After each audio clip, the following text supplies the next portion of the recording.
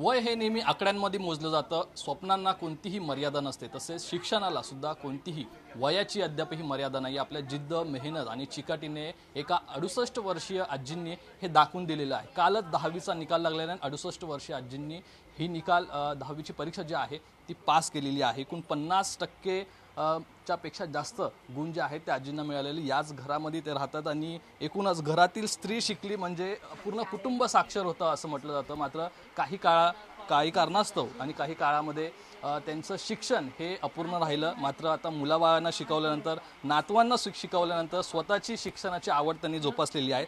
निर्मला आजी आपल्यासोबत, निर्मला लोखंडे त्यांचं नाव आहे. 50%पेक्षा जास्त त्यांना मार्क मिळाले आहेत. अभिनंदन तुमचा आजी. खरं तर कशाप्रकारे अभ्यास केला आणि काल निकाल लागल्यानंतर कशा प्रकारचा आनंद तुमच्यात आणि परिवारामध्ये पाहायला मिळाला? खरं म्हणजे माझी मनोकामना खूप वर्षापासूनची पूर्ण झाली. मला शाळा सोडलेल्या जवळजवळ 50 वर्षे झाली. मी 1972 साली 7वी पास झाले होते. पण काही कारणामुळं मला पुढचं शिक्षण घेता नाही आलं. आर्थिक कारण किंवा घरातलं कुटुंबाचं. माझी भावंडं लहान होती, त्यांना सांभाळायला कोण नव्हतं. मग मला शिकता नाही आलं जास्त आणि त्यावेळेला पैसे पण नव्हते एवढे जास्त. पण मला नंतर मग सगळं फॅमिली, कुटुंब याच्यात माझे 50 वर्ष कशी गेली मला माहीत नाही. कारण नंतर मुली माझ्या कामाला जायच्या, त्याच्या मुलांना या सांभाळायला पण कोण नव्हतं. मग आता मला वाटतं काहीतरी 24 साली मला 2024ला माझी सून म्हटली, आई तुम्हाला खूप हाऊस आहे ना शिकायची, तुमची लहानपणी हाऊस नाही झाली तर तुम्ही जा शाळेत. आपल्या इथे नाईट हायस्कूल चालू झाले, आईला नाईट हायस्कूल मासूम संस्था चालवती. मग तिथे मी नाव टाकलं तर तिथे खूप म्हणजे सगळं पुस्तकं वया सगळ्या फ्रीमध्ये मिळतात. शालेय शिक्षणाचं सगळं साहित्य फ्रीमध्ये मिळतं मासूम संस्थेतर्फे. आणि आमचे टीचर लोक खूप चांगले आहेत. आणि मेन म्हणजे 10वीच्या परीक्षेच्या वेळेला आम्हाला त्या लोकांनी स्पेशल शिक्षक ठेवले. स्पेशल क्लास व्हायचे आमचे. सगळं अगदी म्हणजे जे नॉर्मल मुलांचं असतं ना शिक्षण, सगळं तसंच होतं आमचं शिक्षण. आणि त्यांच्याबरोबरच मी परीक्षा दिली. मी ज्या वेळेला पहिल्या दिवशी परीक्षेला गेले तेव्हा ते पोलीस लोक, ते सगळे प्रोफेसर वगैरे, ते मोठ्या शाळेचे सेंट पॉल हायस्कूल मला लागलं होतं केंद्र. त्या लोकांना पण आश्चर्य वाटायला लागलं. तर माझा नातू मला सोडायला आला होता. तर तो पोलीस मला म्हणतो, आजी तुमचं नातू गेलं ना वरती आता परीक्षेला, तुम्ही घरी जा.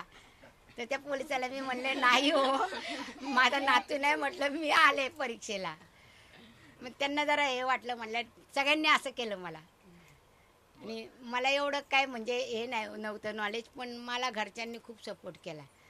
आणि मेन म्हणजे माझे मिस्टर असं कधी म्हटलेच नाही की तुला हे नाही करायचं, तिकडं नाही जायचं असं. म्हणजे मला फ्रीडम होतं पहिली, पण घरच्या सगळ्या परिस्थितीमुळे मला नाही शिकता आलं.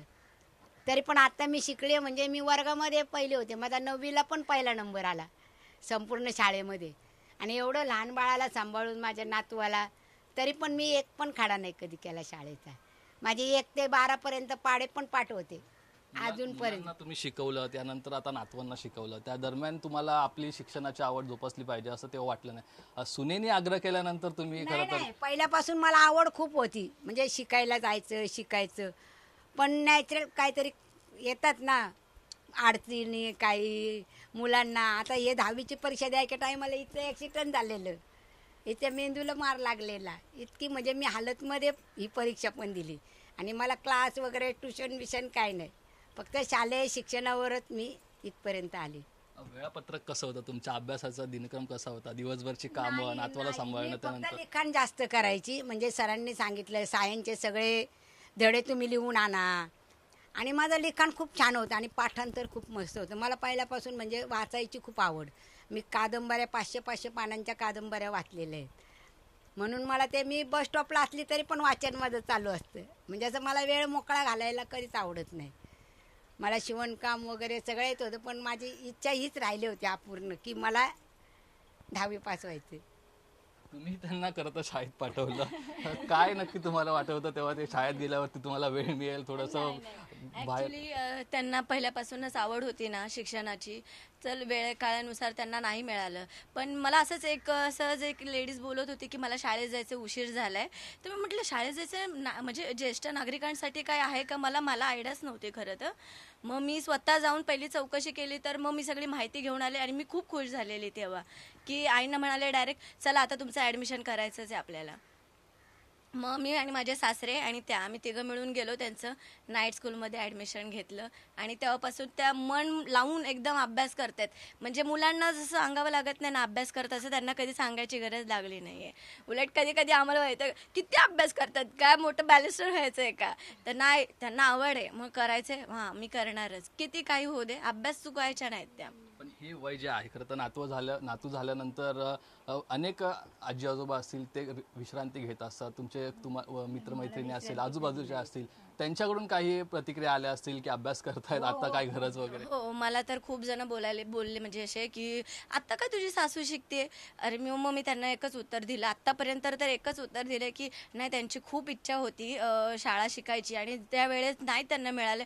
पण आत्ता उलट माझी तर अशी इच्छा आहे की त्यांनी शाळा शिकावं, हवंय तेवढं जग फिरावं, घरामध्ये तर अजिबात त्यांनी थांबू नये. आणि मला खरं सांगू का, मला तर असं वाटतं की त्यांनी मुलं कुणाची सांभाळू नये, हे स्पष्ट सांगते मी, ह्या दोघींसमोर सांगते. कारण की माझी हीच इच्छा आहे की त्यांनी मुलं बिलं नाही, मस्त स्वतःचं लाईफ जगावं. मी त्यांनाच नाही, माझ्या मम्मीला पण सांगते, सासऱ्यांना पण बोलत असे नेहमी, जा जरा फिरून या, जरा कुठे कुठे जा, असं म्हणजे माझं म्हणणं आहे की उतरत्या वयामध्ये स्वतःसाठी जगावं आणि स्वतःला वेळ द्यावा. अभ्यास करताना आजी अनेकांनी तुम्हाला म्हटलं असेल आता अभ्यास करण्याची गरज नाही वगैरे? खूप खूप खूप, पण माझ्या घरचे नाही कधी म्हटले. माझे मिस्टर माझ्या वयांना कवरं वगैरे घालायचे. मी ओरडायची ना, मला वयांना कवरं घालायला वेळ नाही, असं कवर घाला तसं कवर. सायन्सची वही असते ना ती, त्याच्यामध्ये सगळे डायग्राम वगैरे असतात. तर आमच्या टीचर म्हणल्या ह्या वहीला कवर तुम्ही घालायलाच पाहिजे आणि ते पण चांगल्यातलं घाला. तर संपूर्ण काळा चौकी फिरले, मला कवर नाही मिळालं तिच्या मापाचं. मग मी लॉन्ड्रीवाल्याकडे गेले. लॉन्ड्रीवाल्याला म्हटलं तुमच्याकडे असतात ना ते कपडे गुंडाळायचे काकी कागद, मग मला एक कागद द्या. तर त्या म्हटलं मी पैसे देते तुम्हाला, पण इथं मी म्हणजे आता जवळजवळ 50 वर्ष या एरियात राहते. तो म्हणला पैशाचं काय सांगताय, तुम्हाला पहिला पाहिजे ना घेऊन टाका.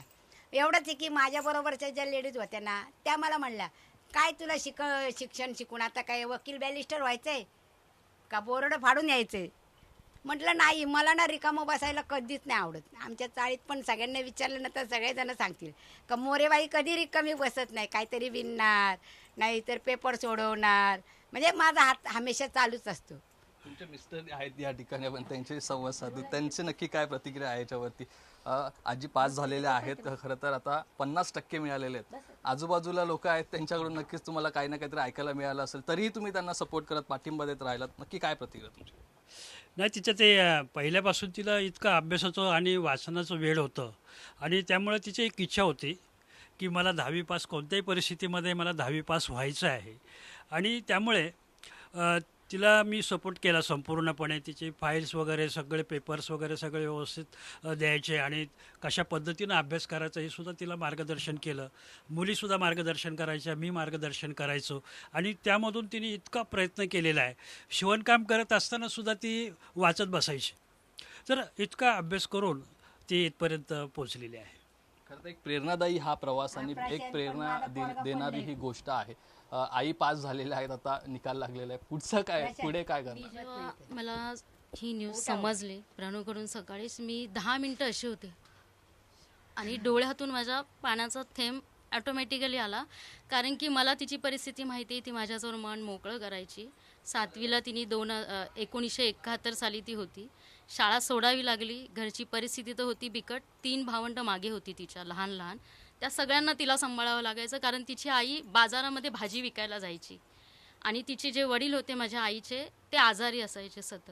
तर त्यामुळे तिला तेव्हा शिक्षणाची, मला आता खरं तर भरून येत आहे, पण तिला शिक्षणाची एवढी आवड होती, पण सोडावं लागलं घरात सर्वांना मुलांना सांभाळण्यासाठी.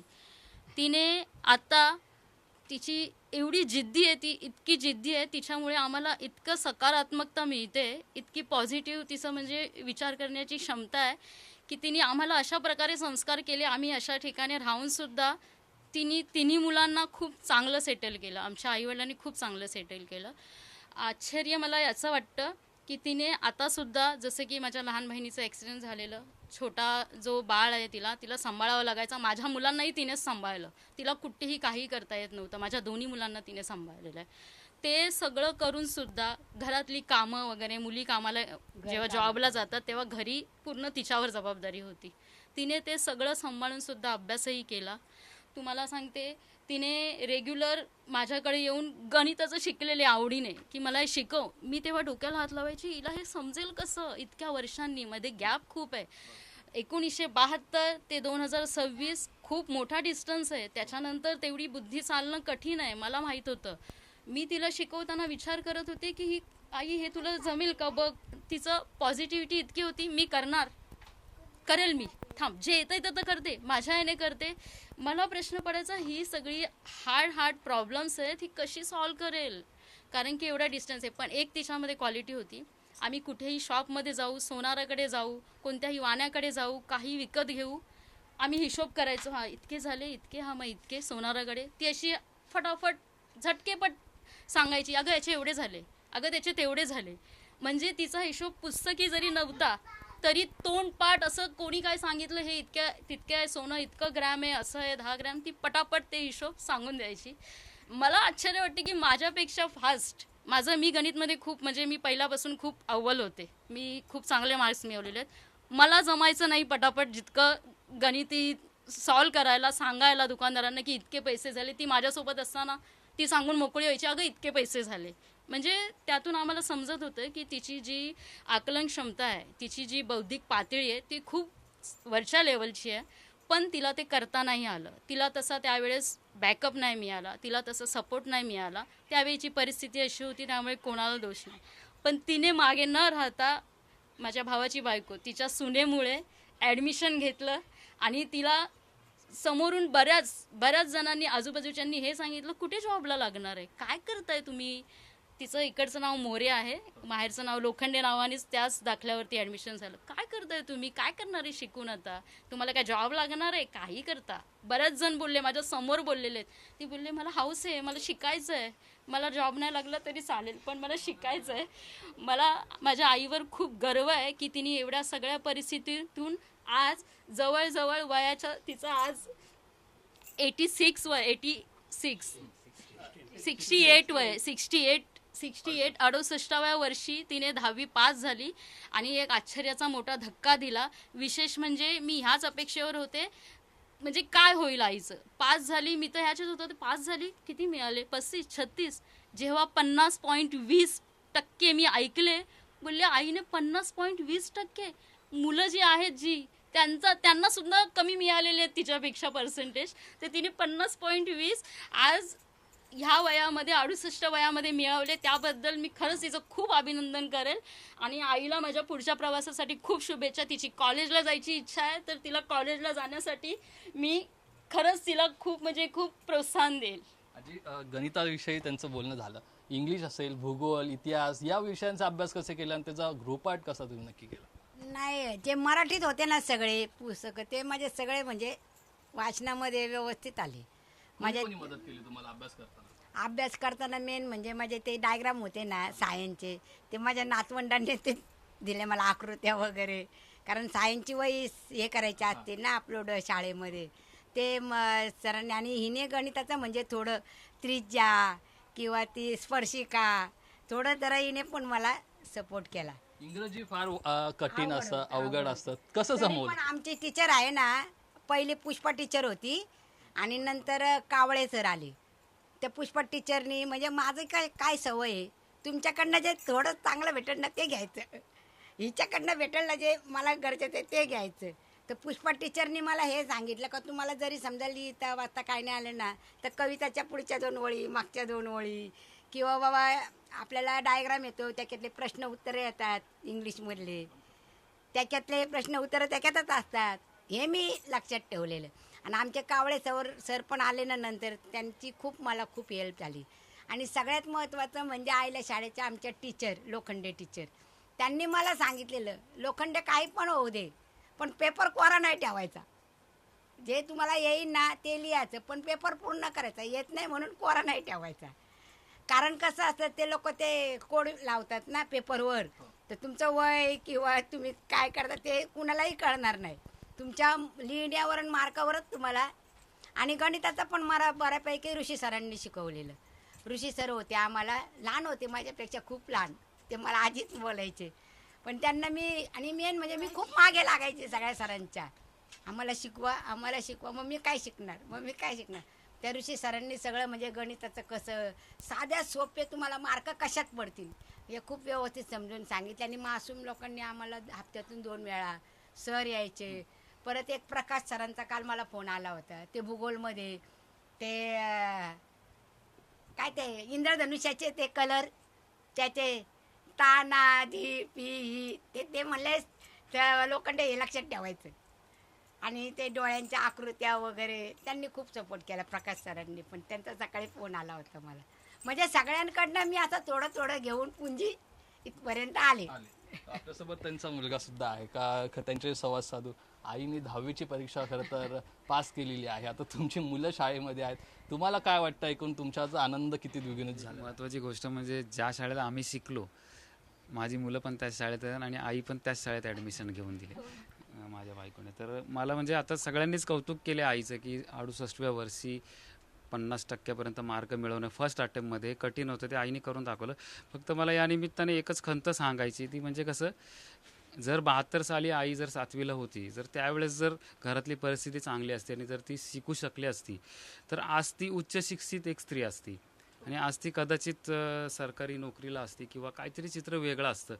तर मला या निमित्ताने एक गोष्ट सांगायची की जेव्हा खेड्यापाड्यामध्ये एखाद्या वस्तीमध्ये जर ज्या मुलींना शिक्षण घेण्यासाठी जर त्यांची परिस्थिती, आर्थिक परिस्थिती किंवा घरातली कौटुंबिक जबाबदारी जर आड येत असेल, तर अशा जर आपल्या निदर्शनास आलं तर आपल्या भारताच्या सजग नागरिकांना माझं आव्हान आहे की त्यांनी अशा मुलींना मदत करावी, जेणेकरून त्यांना शिक्षणाचं महत्त्व पटवून द्यावं, तर त्यांच्यावरती अशी वेळ येणार नाही. आता तिच्या इच्छेसाठी तिने 68व्या वर्षी 10वीची परीक्षा देऊन ती पास करून दाखवली. जर तिने त्यावेळेस जर परीक्षा दिली असती तर आज ती नक्कीच खूप मोठ्या पदावर असती. बस मला एवढं सांगणं आहे.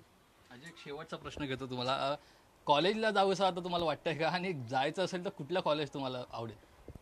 नाही, मला प्रवास लांबचा झेपणार नाही. जवळचं कॉलेज असलं तर चालेल. आणि माझ्या नातवाची इच्छा आहे, हे बघा ये रे प्रनिशू, की आई तू एवढं तुला काही मिळालं नाही ना, तर तू कॉलेजचं नक्की अनुभव घे. काय नाही म्हणतो, सोपं असतंय. 11वी 12वी कर. आणि यांनी मला सांगितलं का तू जात कॉलेज तू करत, तुला बरं वाटत, मला पण बरं वाटत. आणि म्हणजे ही लोक ना अशी मला माझे घरचे आहेत ना असे नाही ठेवत, काय करते कशाला करते असं कोणच नाही बोललेलं मला आठवत. उलट मुलं नुसती, आई तू आता कुठं जाणार आहे पुढं, आता तू काय करणार आहेस, म्हणजे असं पुढचं मला हे देतात एकदम, म्हणजे सपोर्ट देतात खूप. म्हणजे कोणच असं नाही म्हणलं काय तू हे काय करते. त्याला मी किती पण कॉलेजमधून दमून आला ना तरी म्हटलं ना, अरे निशू माझा एवढा डायग्राम पूर्ण करून दे रे, माझं जरा ते हे बरोबर नाही, म्हणजे हात बरोबर नाही चालत डायग्रामला, तो द्यायचा पूर्ण करून. ध्येय, जिद्द आणि चिकाटीच्या जोरावरती आजींनी 10वीची परीक्षा ती पास केलेली आहे. त्याला कुटुंबाने सुद्धा त्यांना तेवढाच पाठिंबा दिलेला आहे. आणि आता या कुटुंबामध्ये आनंदाचं वातावरण पाहायला मिळतं. एक वेगळं उदाहरण आजींनी जगासमोर, समाजासमोर ठेवलेलं आपल्याला पाहायला मिळतं. कॅमेरा पर्सन मनीष पोळेकरसह स्वप्नील जाधव, G24 तास, मुंबई.